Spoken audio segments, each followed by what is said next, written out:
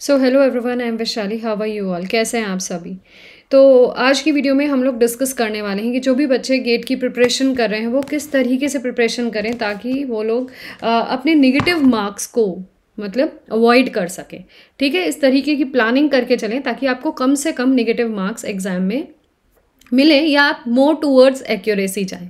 सबसे पहले आपको पता होना चाहिए कि गेट का जो पैटर्न ऑफ एग्जाम है उसमें किस तरह के क्वेश्चंस आते हैं और कौन से क्वेश्चंस कितने नेगेटिव मार्किंग को रखते हैं। उसके बाद आपकी इसी तरीके की स्ट्रेटेजी होनी चाहिए कि आप किस तरीके से काम करें, किस तरीके से आप टूवर्ड्स एक्यूरेसी जाएं ताकि आपकी नेगेटिव मार्किंग बिल्कुल ही मिनिमाइज हो जाए। ठीक है, सो स्टार्ट करते हैं इस वीडियो को। आई होप आप सभी लोग गेट की प्रिपरेशन बहुत अच्छे से कर रहे हैं। अगर आपको गेट की प्रिपरेशन से रिलेटेड कोई भी मेरी हेल्प चाहिए तो मैंने ऑलरेडी लाइव सीरीज स्टार्ट कर दी है जिसमें हमने गेट लीनियर प्रोग्रामिंग प्रॉब्लम्स के क्वेश्चंस प्रैक्टिस कर रहे हैं। इसके अलावा मेरे चैनल में आपको सॉल्व्ड PYQs की वीडियोज़ भी फ्री ऑफ कॉस्ट मिल जाएंगी। आप उनसे पढ़िए और अपनी प्रिपरेशन को बूस्ट करिए। सो स्टार्ट करते हैं इस वीडियो को। सबसे पहले हमें ये पता होना चाहिए जब भी हम किसी गेट के एग्ज़ाम को देते हैं ना तो उसमें किस तरीके के क्वेश्चंस आते हैं। सो जब गेट के एग्जाम को हम लोग देते हैं तो वहाँ पे जो क्वेश्चन का पैटर्न होता है that is multiple choice questions हमारे पास होते हैं कि एक क्वेश्चन उसके कुछ ऑप्शंस दिए हों, ठीक है, या फिर मल्टीपल सेलेक्ट क्वेश्चंस, एक क्वेश्चन है उसके बहुत सारे ऑप्शंस हमारे सही हैं। मल्टीपल चॉइस क्वेश्चन में एक क्वेश्चन है, बहुत सारे ऑप्शंस में से एक ही आंसर सही है। मल्टीपल सेलेक्ट में एक क्वेश्चन में बहुत सारे ऑप्शंस, एक से ज़्यादा ऑप्शंस आपका सही हो सकता है, इसीलिए उसे मल्टीपल सेलेक्ट क्वेश्चन कहते हैं। नेक्स्ट टाइप का जो क्वेश्चन आता है वो होता है न्यूमेरिकल आंसर टाइप क्वेश्चन, जिसको NATB कहते हैं, जिसको आप क्वेश्चन को सॉल्व करेंगे। सॉल्व करने के बाद आपको प्रॉपर न्यूमेरिक वैल्यू उसमें डालनी होगी, that is called as numerical answer type questions. ठीक है, तो जब हम बात करते हैं क्वेश्चंस के टाइप की तो ये पैटर्न हो गया। अब क्वेश्चन जो हमारे होते हैं वो 1 मार्कर या 2 मार्कर के क्वेश्चंस एग्जाम में देखे जाते हैं। 1 मार्कर के क्वेश्चंस और 2 मार्कर के क्वेश्चंस अगर न्यूमेरिकल आंसर टाइप है या फिर मल्टीपल सेलेक्ट क्वेश्चंस हैं तो उसमें नो नेगेटिव मार्किंग होती है। ठीक है, उसमें आपकी कोई भी नेगेटिव मार्किंग नहीं आती, लेकिन आपको बहुत अच्छे से न्यूमेरिकल आंसर टाइप क्वेश्चंस की प्रैक्टिस होनी चाहिए। न्यूमेरिकल आंसर टाइप के साथ मल्टीपल सेलेक्ट क्वेश्चंस की प्रैक्टिस होनी चाहिए कि आपको पता हो एक से ज़्यादा ऑप्शंस आपके सही हैं और सारे सही हैं। जब सारे सही हैं तभी पूरे मार्क्स मिलेंगे। तो यहाँ पे ये तो पता चल गया कि इन दोनों क्वेश्चंस को अगर हम अटेम्प्ट करते हैं तो हमें एक्यूरेसी बहुत अच्छी रखनी होगी क्योंकि इनमें अपनी निगेटिव मार्किंग नहीं है। अब निगेटिव मार्किंग हमारी सिर्फ और सिर्फ मल्टीपल चॉइस क्वेश्चंस पे हैं जो हमारे 1 मार्कर भी होते हैं और हमारे 2 मार्कर भी होते हैं। ठीक है,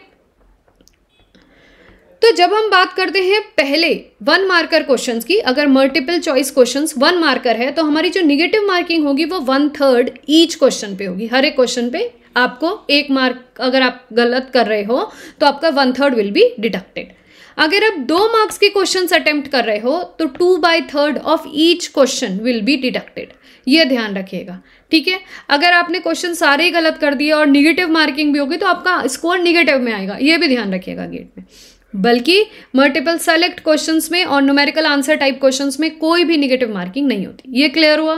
pattern of the question, pattern of the exam for marking scheme and for negative marking scheme. Is that clear to everyone? अब आते हैं आगे कि हम इनको अवॉइड कैसे करते हैं। तो सबसे पहले आपको इसके लिए सबसे बेसिक कॉन्सेप्ट यही है कि जब भी आप क्वेश्चन पेपर आपको मिलता है, मतलब आप ऑनलाइन क्वेश्चन को देते हो, CBT बेस्ड आपका क्वेश्चन पेपर है, आप क्वेश्चन पेपर को एक बार ज़रूर जल्दी से 10 मिनट दे के जल्दी से पढ़िए। उसके लिए आप कैसे प्रैक्टिस करोगे, पहले से मॉक टेस्ट जितने लगा लो उतने अच्छा, क्योंकि जब हम मॉक टेस्ट करें या फिर अगर जो बच्चे मॉक टेस्ट नहीं करना चाहते तो आप जो ऑलरेडी PYQs हैं उनको बार बार पढ़ने की कोशिश करिए, उससे आपकी रीडिंग स्किल इंप्रूव होगी। आप वहां पे 10 मिनट में मैक्सिमम क्वेश्चंस या मैक्सिमम पेपर को पढ़ पाएंगे और ये देख पाएंगे कि कौन कौन से क्वेश्चंस आपको अटेम्प्ट करने हैं। और आपके पास अगर जो शीट मिलती है ना आपको कैलकुलेशन करने की, उसमें आप नंबर ऑफ क्वेश्चंस भी लिख सकते हैं कि मुझे 25 नंबर का क्वेश्चन, 40 नंबर का क्वेश्चन, फर्स्ट नंबर का, सेकंड नंबर का, ये क्वेश्चन मुझे आते ही है, मुझे करने ही करने हैं।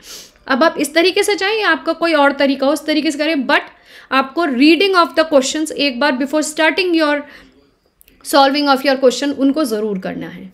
नेक्स्ट पॉइंट, जब आप समझ गए कि क्वेश्चन पेपर कैसा है, आपको कौन से सब्जेक्ट के क्वेश्चंस को फोकस करना है, तो आपके selection of questions plays a very important role, which is the first point I have written here, कि जब भी आप क्वेश्चंस का सिलेक्शन करें, बहुत ध्यान से करें कि कौन सा क्वेश्चन कर रहे हैं, जो टॉपिक आप पढ़ के आए हैं, अगर वो मॉडरेट लेवल का है, ईजी लेवल का है, डिफिकल्ट लेवल का है, तो आपको ये ध्यान में रखते हुए क्वेश्चंस का सिलेक्शन करना है, ये ध्यान रखिएगा। नेक्स्ट, जब आप क्वेश्चंस को रीड करें, क्वेश्चंस के साथ साथ उनके ऑप्शंस को भी जरूर रीड करें, ताकि आपको पता चले किस टॉपिक का क्वेश्चन है, और जो आप टॉपिक तैयार करके आ रहे हैं, क्या आप क्वेश्चन और ऑप्शंस का रिलेशन बना पा रहे हैं, आप उस क्वेश्चन को पूरा सॉल्व कर पाएंगे, क्या आप उसको अटेम्प्ट कर पाएंगे। तो ये चीज़ आपके दिमाग में होनी चाहिए, और ये चीज़ सिर्फ और सिर्फ मोर PYQs की प्रैक्टिस या मॉक टेस्ट लगाने से ही आपको आएगी।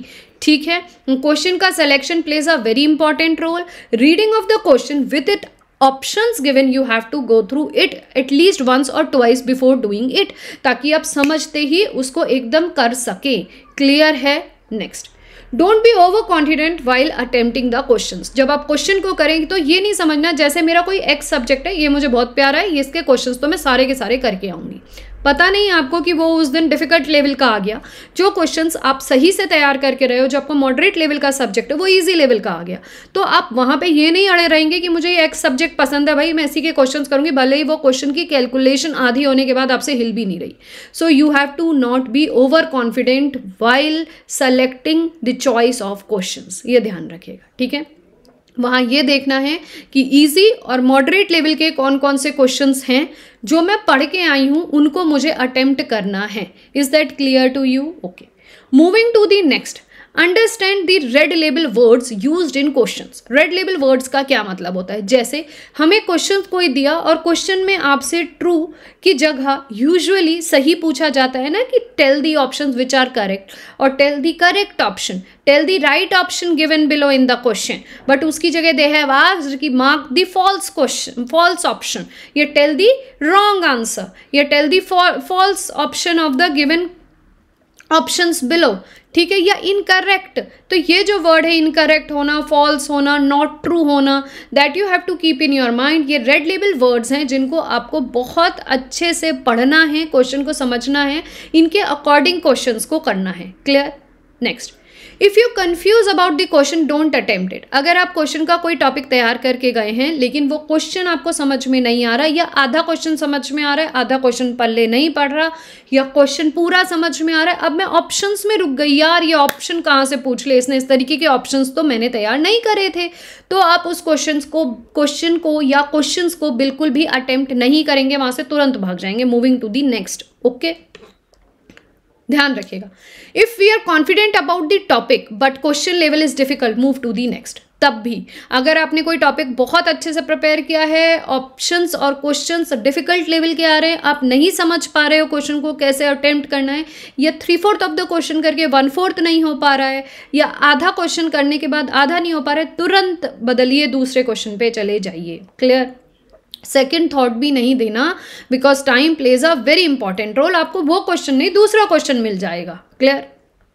Next, if the question take long time, long calculation time and you stuck in between, what to do next. अब कभी कभार हमारे पास ऐसे होता है जैसे कैलकुलस का कोई क्वेश्चन करने बैठे, क्वेश्चन देखने में आसान लग रहा है, उसको सॉल्व किया, उसकी कैलकुलेशन हमारी बीच में कहीं रुक गई, हम कर रहे हैं, उसमें हमें लगा यार ये तो 2 मिनट से 3 मिनट ले रहा है, और हम लगे पड़े भाई 5 मिनट ले रहा है। तुरंत उस क्वेश्चन को छोड़िए, अपने माइंड को दूसरी जगह लगाइए और दूसरा टॉपिक उठाइए, या फिर दूसरे क्वेश्चंस को करने लग जाइए। वहां पे जितनी जगह है उसको छोड़ दीजिए। इफ यू फील लाइक कि लास्ट में टाइम हो, आप उसको डिवोट कर सकते हो, then you have to do, otherwise आप उस क्वेश्चन को वहीं पे छोड़ देंगे। ये नहीं करेंगे अरे मैं 10 मिनट तक इसे ही करते रहता हूँ, क्या पता उस 10 मिनट में आप अगले 3 क्वेश्चन और सॉल्व कर लें। क्लियर? तो वहां पे ये चीज नहीं करनी है। मूविंग टू दी नेक्स्ट, अगर हमें समझ में आ रहा तो हमें वहाँ पे ये चीज़ नहीं करनी है। तो यहाँ पे मैंने आपसे 7 से 8 पॉइंटर्स आपके साथ डिस्कस किए कि क्वेश्चन को जैसे ही आपको टाइमर देते हैं कि आप स्टार्ट कर सकते हो, तो जल्दी से एक थॉरो रीडिंग क्वेश्चन पेपर की लगाएं। कौन कौन से टॉपिक्स आप तैयार करके आए हैं उनके क्वेश्चन नंबर आप चाहें तो रफ में लिख लें, और नहीं चाहें तो ध्यान रखें कि इस नंबर पे ये क्वेश्चन है, मुझे अटेम्प्ट करने ही करने हैं। अदरवाइज आप ऑब्वियसली ऐसे ही शुरू करोगे ना कि आप 15 क्वेश्चन जो एप्टीट्यूड के आते हैं उसके बाद के सारे हमारे सब्जेक्टिव क्वेश्चन होते हैं, 1 by 1 you will go through and start it. ठीक है, तो हमेशा choice of the question very important. Question को पढ़ें, उसके ऑप्शन को ज़रूर ध्यान से पढ़ें, रेड लेबल वर्ड्स का ज़रूर ध्यान रखें। तीसरी बात, अगर आपका प्यारा टॉपिक भी हो, जिस टॉपिक से आप प्यार करते हैं, अगर वो बिल्कुल डिफिकल्ट टेबल का है तो उसको अटेम्प्ट ना करें। क्वेश्चन की कैलकुलेशन डिफिकल्ट है और मिडवे कहीं रुक गए हैं तो प्लीज़ नेक्स्ट क्वेश्चन पे तुरंत जंप करें। ये 4-5 चीज़ें हैं जो आपको अवॉइड करनी है, जिससे आप निगेटिव मार्किंग से भी दूर रह सकते हैं, साथ में आप अपना टाइम भी बचा सकते हैं।